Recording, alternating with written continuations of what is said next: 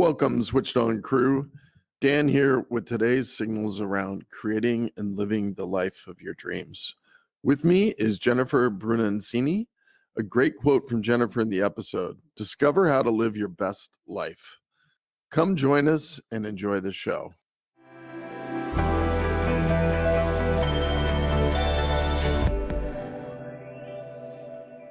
Welcome, everybody. Today we have Jennifer with us, and Jennifer is a social media influencer, business owner, motivational speaker, and mindset transformation coach.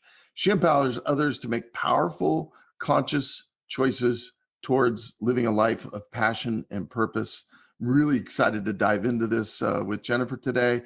Jennifer, welcome, and can you give everybody a little bit more background about yourself? Absolutely. And thank you, Dan, for having me today. I'm super grateful to be here as well. As Dan mentioned, I'm Jennifer, born and raised from Albuquerque, New Mexico, moved to Southern California back in 2007, lived in Southern California for 8 years, and then, followed my dreams and moved to Paris, France in 2014. Lived in Paris for, the last 6 years up until this last March. And here I am now, kind of navigating my way. Through that time, I've learned a lot. I've grown a lot, been in marketing and advertising my entire career up until last year. And also lived my dreams of traveling and seeing the world. And that's something I really kind of want to touch on today, because if you would have told me 10 years ago that I would have lived in Paris and traveled the world, I would have been like, yeah, right. That's crazy. But I did. And I'm standing here today to tell everybody the story of how that happened and how anybody can really accomplish their dreams. That's neat. What part of Paris did you live in? So I lived in the Premier Arrondissement, in the first, right by the Louvre. Okay. Very nice. Yeah. I've traveled there, and I'm sure I would slaughter the name of the place that we stayed, but it was like the Isle de Saint Louis or something like that, right? In the Saint Louis? Yeah, there you go. You say it much better than I do. Oh, that's a super charming it's an island. Actually, there's 2 islands in Paris. Don't know that, but it's a cute little charming island. How fun. How long ago was that? Oh, that was a fair bit ago, but I've been there a couple of different times, but that was my favorite spot. It was a beautiful location. It was really cool. Yeah, there was a really great, there's thousands of, but there was a really great, pastry shop right next to the place. And it was just fantastic to go and sit there and just kind of watch life go by. Oh, that is the best. Yeah. So, as we dive into this, one of the areas that I like to talk to people about and make sure I have you share about is when you started redesigning and when you said, hey, I'm going to go take on this new lifestyle, what are some of the things you went through that helped you, kind of dive into this and take on that possibility? So that's a great question. So like I mentioned, I've been in sales and marketing and advertising my entire life. Like, I've lived and breathed it. It's what I know how to do. Like, my first job literally was like marketing, and up until like now, that is what I've done in sales. And so, but there's always been this deep yearning, this like knowing, this intuition within me of something bigger. You're made for something bigger. You can be really, really good at something, but it doesn't necessarily mean that's your purpose. And, it was really this moment of sitting in my corner office in Southern California. I had become the top salesperson. I was making great money, but I just didn't feel fulfilled. In fact, I felt like empty. Like, I'd achieved everything. I owned my own home. I was successful. I was in my little comfortable bubble. And while that can be a good place, it's not where I was growing. And I knew that. And so, I had made a decision like in 2014, like, I want to go see more of the world. I want to go see more culture. I want to feel well-rounded. I want to see, what the world's really about and really experience it. And, at that point, it was just travel. I just want to go travel and see things, like go eat new food, things like that. But my girlfriends and I said, let's plan a trip to Paris. And this is the first time I'd been to Paris, France. I'd been to Europe once with my mom and sister in Rome, but Paris, France. First time, it was a girls' trip. This is May of 2014. And, while I'm there, it's just anybody who's been to Paris, it's just wow. If you've been to Europe, it's a completely different world. It's like walking in a museum everywhere you go. It's like a museum. Everything is just history and culture and just amazingness. And so my girlfriends decided to go on a champagne tour one of the last days, and I don't drink. So I was like, you know what, guys, you go ahead and go. I'm going to stay back and just explore the city. And so I was like, this is perfect. I can go. I like to go running in cities that I travel to, just without a map, just go running and wander. And I'll run for 2 hours and just discover new things, which is super cool for me.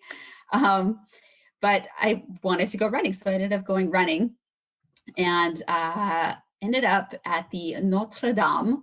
And it's funny that you mentioned Ile Saint Louis, because it's right across that bridge is Notre Dame, and that park right there across the bridge from where you were staying. I was there by myself. I'm sitting on the swing, and the sun is hitting my face, and I was just like, "Wow, I could live here. I could live here. Like, this is it. This is that piece that has been calling to me." And and then my head was like, oh my gosh, that's so crazy. What would I do? And all the logical part comes in, Right. how am I going to plan it? What am I going to do? Where am I going to live? All those things, of course. But I got back to California after that, and it was still there. That feeling, that knowing, and sitting in my office, still feeling like, this is it. This can't be it. There has to be more. And I know what that is now, and I have to follow it. And, I get goosebumps just thinking of that exact moment where I was like, I'm going to do it. And in December of 2014, only after May of 2014 to December 2014, I moved to Paris, France. Wow.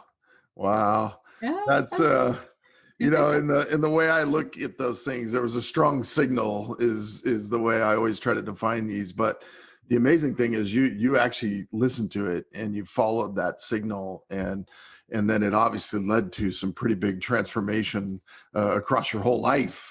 So it's amazing and fun when you watch people follow their signals and you hear about the stories of it. It's powerful. Yeah. I love it. I mean, life-changing. Yeah. In the pre-show, we talked a little bit about, there was a few things I had noticed in your comments that you had been making. And one of them was you had talked about, that it's a great reminder that everyday life moments that you sometimes took for granted are now those that you cherish and long for the most. And I think it's such an important point for all of us in today's world in particular, but that's a powerful statement. And I wanted to have you speak for a minute about that.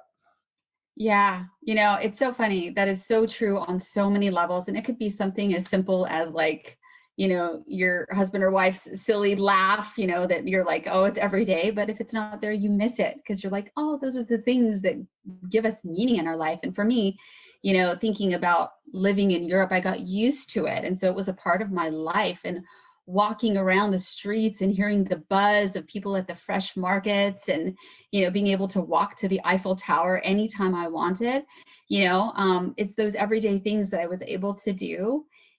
And living there, sometimes in anywhere, you get a little numb to it. Like you get numb to the exhilaration of that, to the spark of that. And going back to that now, I'm like, do you know what I would give to be able to walk to the Eiffel Tower right now? Like, I just want to go see it. This Iron Lady that will sparkle every hour on the hour for 5 minutes. It's those things. And even just like the simple things of, walking and grabbing a croissant in the morning, a fresh croissant, is just something simple. Yeah. Yeah. Yeah. I think the present moment is something all of us, tend to blow by too easily, and really just being in that present moment awareness of whatever it is you're doing. Yesterday played Frisbee golf, and it was so fun, and you're just out in the trees and you feel the energy, and just trying to be in the pocket of that moment and not wishing you were doing something else or being somewhere else, but relishing that you can do that. And I hear that, with you and listening to that, you missing it and the longing for those moments. It really is powerful when you're in those moments to just be present. Yeah. And even just thinking about how I love to go running, like if I were to hurt my ankle and I couldn't go run, how I would Yeah. long to just go for that run. Cause to me, it's a moving meditation and it's a normal thing. It's something I do regularly, but you can often take it for granted because you're like, oh, I'm just going to go for a run. No big deal. But like, it would be so sacred if I weren't able to do that. Yeah. The another point we talked about in the pre-show, which resonated with me so much, which is you're always one decision away from a totally different life or a total life transformation type of a thought process. And it certainly sounds like you experienced that in this process, but maybe share with everybody a little bit more around that thought process. Yeah, one decision away. I mean, if you think about it, people are making decisions on a constant basis, constant decisions, whether it's an outward decision or an inward decision. I think for me, there's been so many pivotal decisions that if I would have gone a different way, my life completely different.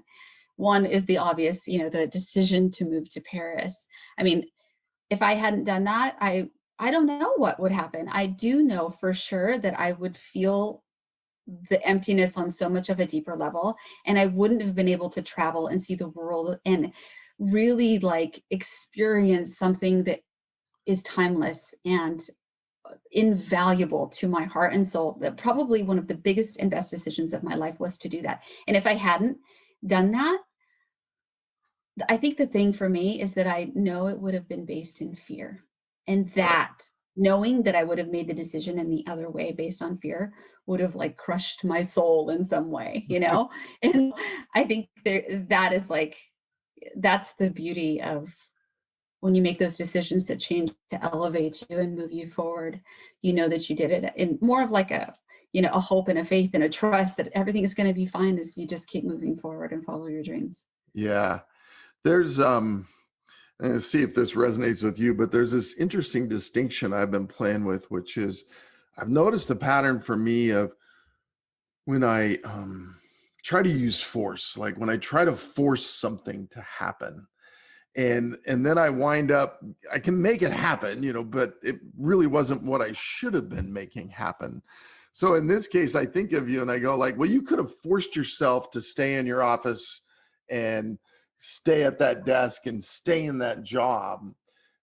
But like you said, who knows where that would have led, but you could have done it. But instead you pulled back a little bit and you didn't use force, and you let intuition guide you, and you let other things, guide that decision. And I think it's, I've been noticing more and more that every time I think of these things and I realize that force is involved, like if I'm really forcing it, then I wind up with unintended consequences that I didn't want to have. Does that resonate? And what are your thoughts on that? Absolutely. Like when I think of when I'm trying to force something, I'm hitting a brick wall and a brick wall and a brick wall. And if I keep hitting that brick wall, one, what am I meant to learn right now? Right. What am I meant to learn? Mostly about myself. What am I trying to force? And if it's not working, either that's what's not meant to be, or find another way, find a different path. Because this one is obviously not the one you're meant to be on. Right. So there's obviously perseverance comes into that. Perseverance. Yes, perseverance. But if it doesn't energetically feel aligned and that's that signal, that intuition. Okay, something is trying to tell me something, that this is not the path. What's the other path? Yeah. The perseverance one is an interesting one too. There really is, we talked about this too a little bit, but I've just noticed the more I'm in the pocket of kind of letting intuition guide me, things really are materializing and things really are manifesting. And the more you can trust that, the funner this gets. And I don't know if funner is even a word, but anyway, I like it. it definitely, it does work. It does happen. So, another question I want to ask you is, What are some of the daily rituals that you can share that keep the momentum even when things are getting hard? What do you do to keep yourself, in the flow of this?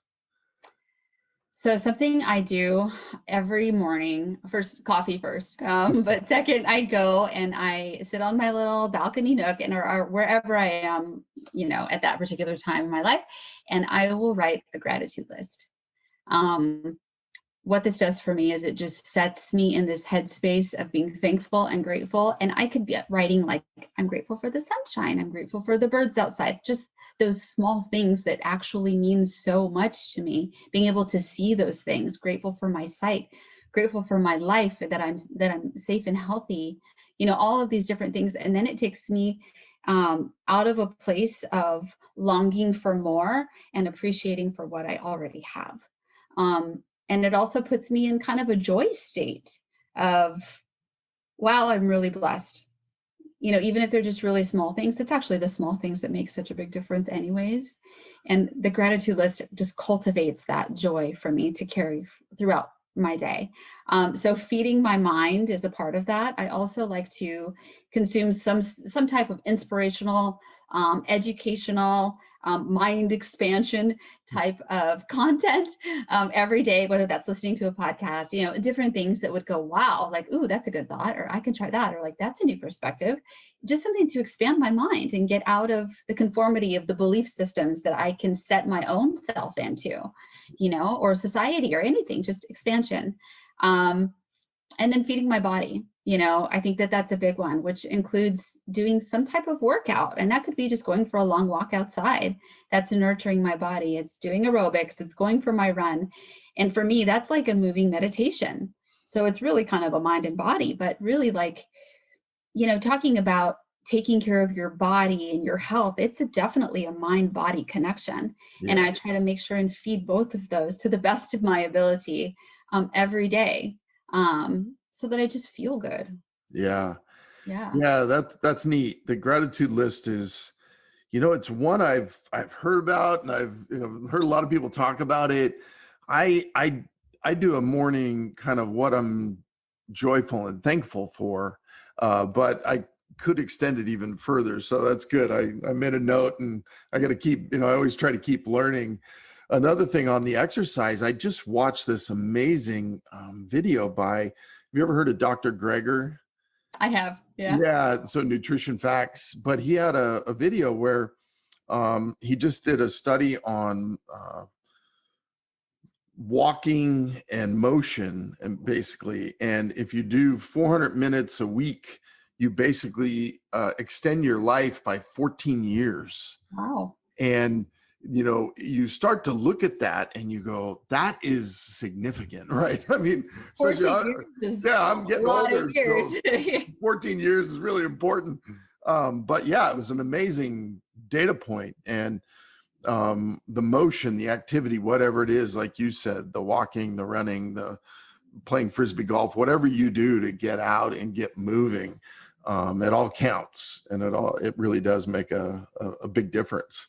Yeah, absolutely. And doing those two things on a regular basis just helps me find balance and serenity in myself. So no matter what life might throw at me, it's kind of like my own way of keeping sane and balanced.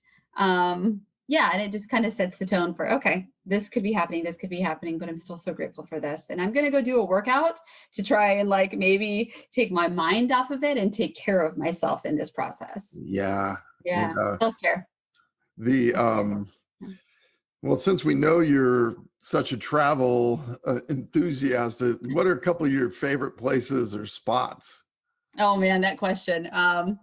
There are so many. I mean, it's so hard to pick just a few, but I would probably say, okay, I have 5 top countries or cities or whatever, but Greece, specifically Santorini, because it's gorgeous. Like, let alone, I mean, it's just absolutely stunning. I don't know if you know this, but every time that it sunsets over there, everybody actually stops and claps. Wow. And the sun is set. I mean, it brought me to tears. I was like, this is so amazing, just because it's so profoundly beautiful. But a special attachment to Greece is that that's where my now husband and I fell in love. Oh, wonderful. So yeah, so it's got an extra special place in our hearts for sure. I would also say Italy as a whole. I just love Italy. I'm Italian by origin, but I just love the food and the culture and all of the diversity and all the different cities. I mean, it's so beautiful. That's what I love about Europe is you can travel and be in a new country in, 2 hours. In Italy, you can travel and be in a completely different city Yeah. with different culture, different everything, different architecture. And there's just so much richness in Italy. That's actually where we want to move when we get to go back and buy a property there. Bora Bora, because it's just heaven on earth, literally. Like if you don't believe in heaven, you just might when you go there because it is just wow. Paris, obviously, the food, it's the best food I've ever had in my entire life. And anybody who goes there would they would not disagree with that. The food is just spectacular. And I found that the French and the culture are very elegant and classy. It's really just about the energy that you bring to them. If you try to speak French and you try to be, collaborative, people respond with that. And that's really my experience with the French. Like I didn't speak any French when I got there, zero. And then, I tried and they tried to speak back to me and it really helped. And so that, and then my last would probably be Belize. It's unbelievable. No, but Belize is actually a third world country. And, these people they have absolutely nothing compared to what we would consider things in society in America. And they are the most joyous and free people I have ever met in my entire life. And it just makes you think like, wow, that's what life's about. It's not about the things, it's about here. It's what we have and carry in here. And like they showed me that. It was beautiful.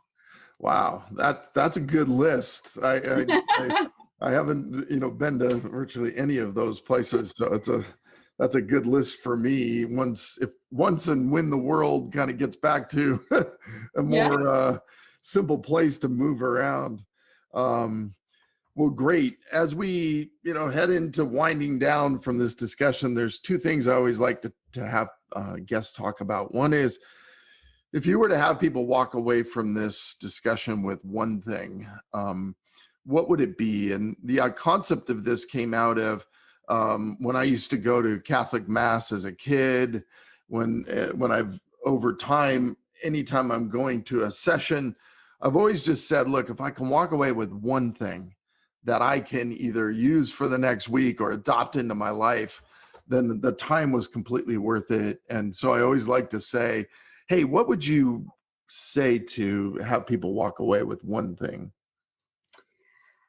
I would say it all comes down to mindset and manifestation. If there's a way to get those two things really mindset aligned, manifestation will fall into place. So really it comes down to believe you can and you're halfway there. Get into action towards that and watch the universe unfold for you. Yeah. No, that's great. That's one that I definitely know I've used and use often. And so I completely agree and have been shocked at what has happened as I've more and more lived that way and think and feel that way. So that's great. Good. The last thing is cauliflower moment. And the idea of this is really just something where you had a belief one way, you challenged it, and you wound up completely either transforming your life, helping others transform theirs, but you looked at something completely differently. And what jumps to your mind for the cauliflower moment? Okay, so I've had a couple. I think the obvious one everybody can tell today is my cauliflower moment of changing my entire life. Everything changed when I moved to Paris. The belief that I was going to be in California and, get married and have kids right away at that time and be in sales and marketing, like that was going to be my role. And I was going to, continue to go in that route, to literally getting my job to let me work remotely over there, moving to Paris, France by myself, speaking no French, knowing no single person. Like the belief shattered of what I was supposed to do according to, an outline of what life would look like based on education and career versus what I was designed to do. And I think that is huge. The belief that I could live my dreams and travel the world and do anything I possibly dreamed of. Like, that is really the belief that has transformed my life from that point forward, because I've been able to prove to myself, it doesn't matter how big it is. It just starts with a dream, and then the intention, and then the action forward, and everything will fall into place as long as I don't give up on that. Yeah. Yeah. Yeah. And you said you had a second one. I do. So this, I'm sorry, this one's probably quite relevant to a lot of people that are, trying to get over 2020, the 2020 hangover. So, last year, as we all know, was extremely challenging. And it was also for me. And there's been a lot of moments that brought me to my knees in 2020. As you guys know, I lived and breathed Europe, loved it. My heart still lives there. But we came back to California in March just for a vacation. We were coming for a wedding and also for our engagement party, which we'd planned. There was going to be like 80 people. People were flying in. We got here, and within a week, the world shut down. And we could not return to our apartment. We were in Barcelona at this time. We lived in Barcelona now. And we literally could not, and still could not, return to our apartment even now. So we're left with what do we do? And it comes down to like this chapter that we had to get to terms with closing just for now, of the European life that I built and I loved and I, longed for, and I wasn't ready to leave yet, that's for sure. But it was just getting into acceptance that it might be the end of this chapter, but the story's not over. Also, I ended up having to postpone our wedding that was supposed to be in Italy. We lost our little precious baby girl, Tinkerbell, who has been like my heart and soul for 14 and a half years. She literally was like a part of my identity. And that was such a huge loss. Still is today. I miss her so much. And then the final straw really was the job that I had taken over there to work remotely and that I had actually worked at here before I left, ended up having to lay off 50% of their staff.